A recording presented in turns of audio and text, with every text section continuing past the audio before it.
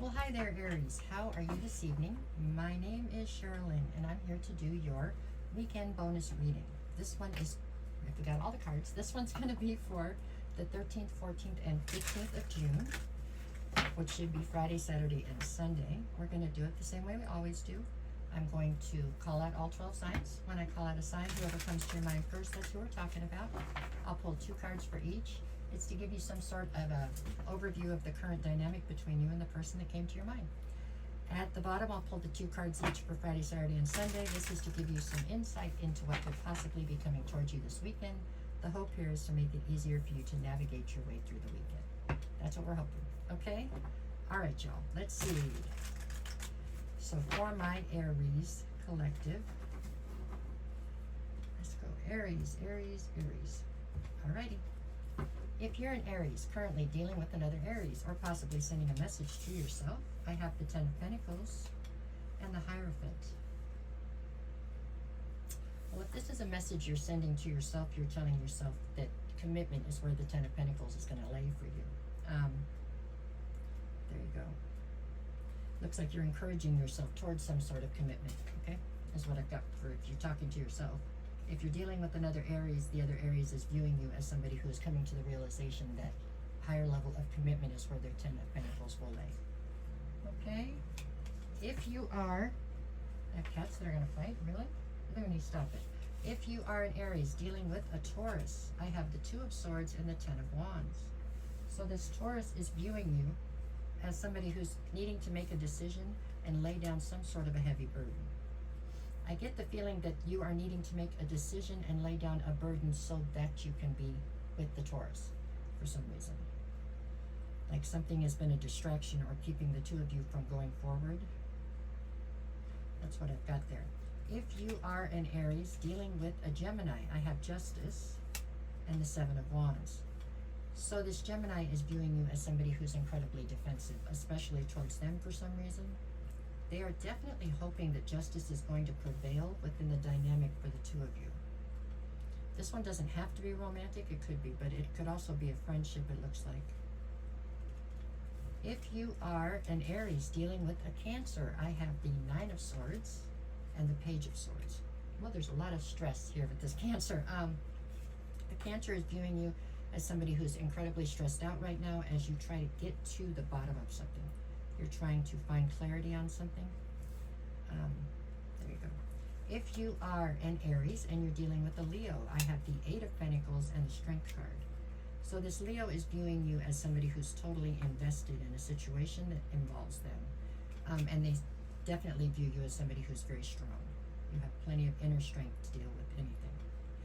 If you are an Aries and you're dealing with a Virgo, I have the 6 of Pentacles and the Queen of Pentacles. So this Virgo is viewing you as some sort of a version of home. You know what I'm saying? You are that person to them. They can be a version of themselves around you. They can't be anywhere else. For some of you, this may be actually a familial tie or something, somebody you're family with. With the 6 of Pentacles, there seems to be an ability to have reciprocity with you that they can't have in other places, okay? There's actually an equal give and take. There's a lot of loyalty attached to this one here. Definitely doesn't have to be romantic. This one doesn't feel romantic. It's more like a family member or a longtime friend. If you are an Aries dealing with a Libra, I have the 5 of Cups and the 9 of Wands.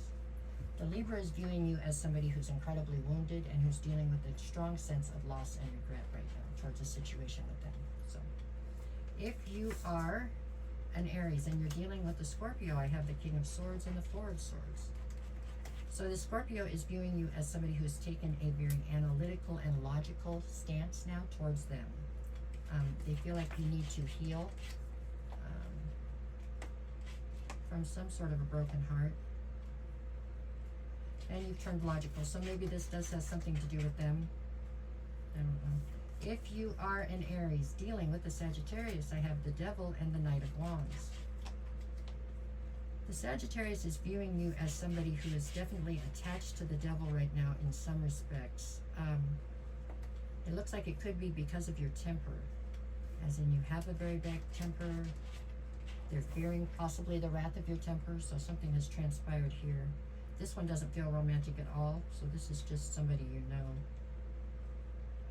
possibly very well, but at any rate, they seem quite fearful of your temper.